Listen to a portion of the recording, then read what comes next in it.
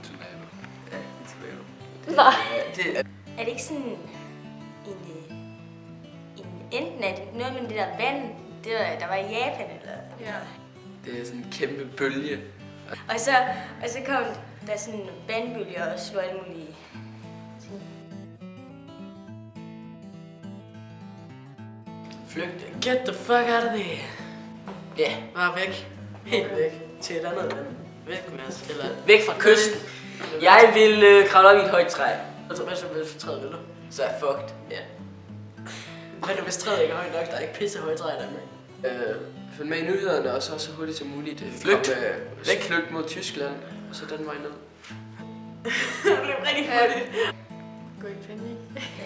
Jeg tror, jeg vil sørge for, at min familie kommer op i sådan et eller andet mega højt sted, og så bare sådan prøve at tage det. Ja, hvis man kan nå det, så er det op på et højere sted.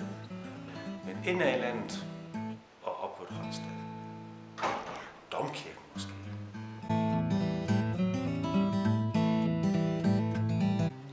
Tsunami og jordskælv kommer vist nok tit sammen, har jeg hørt.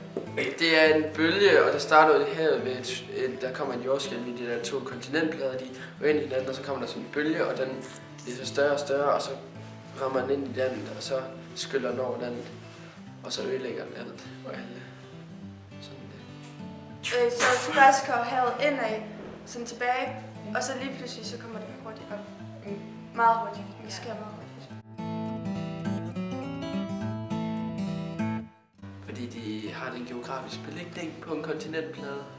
Er det ikke noget med, at de der, nu ved jeg ikke, om jeg er helt forkert, men noget med de der plader, der er sådan på jorden, rykker de sådan? Det er, hvor der er to plader under vand, der går sammen, så kommer en kæmpe flodbølge.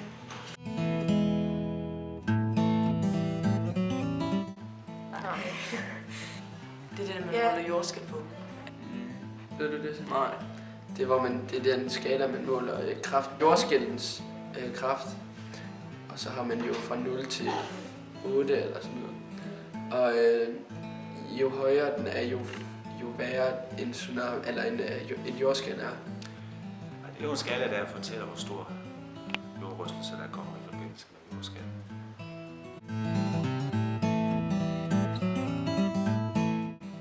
Er det ikke dem der ligger under jorden? Danmark, de ligger på sådan en flad en, eller hvor der ikke er nogen, sådan de ikke, det er derfor, der aldrig sådan rigtig er sådan noget slemt i Danmark. Ja, det er jo de store landeplader, som jordskov jo hviler på, og som jo ikke er stationære, men hele tiden forskås eller forrykkes lidt i forhold til hinanden. Det er det, fordi at de fleste af landene, som der er i, de bliver fuldstændig smadret, og det bliver noget helt andet bagefter. Så. Ja, for mig ville det være et vendepunkt, fordi så ville jeg ligesom ikke have noget sted at bo. Altså, men måske så ville din familie dø. Min familie kunne dø? Ja. Jeg tror bare, det der er vendepunkt, hvis der er nogen en i familien, der dør.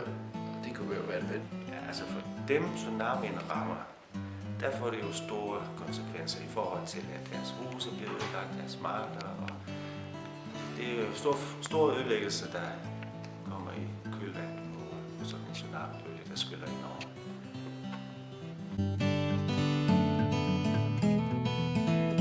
Der har man jo sådan nogle tsunami-varsler, hvor man har nogle følere ude, som registrerer, hvornår noget er under opsejling.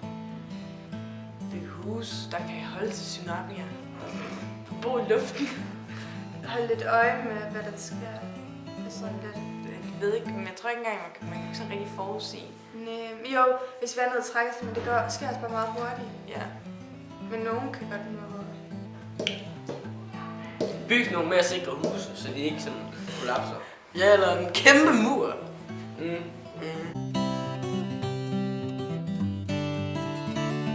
Min hunde og familie og min MacBook. Jeg vil også mine dyr og min familie. Og sådan ting fra hjemmet af. Ja, måske nok sig selv og dem, man sådan kender, som står i nær, hvis de sådan er i nærheden.